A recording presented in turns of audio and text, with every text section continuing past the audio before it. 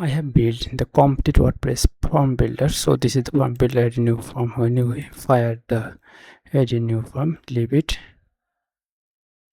So when you click any, we have default 1 2 3 4 5 6 7 8 9 10. So we have made you already 10 template. So you can use any of templates like survey. So when we click here, check full name, email, overall experience, did you use like this, so would you use it again, so additional comment, everything we have made it. So you can use it like just simple copy it and you can use in your form page or post where you need to show as a shortcut from the WordPress.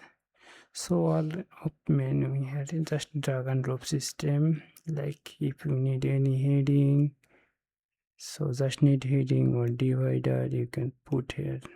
So divider automatically show you.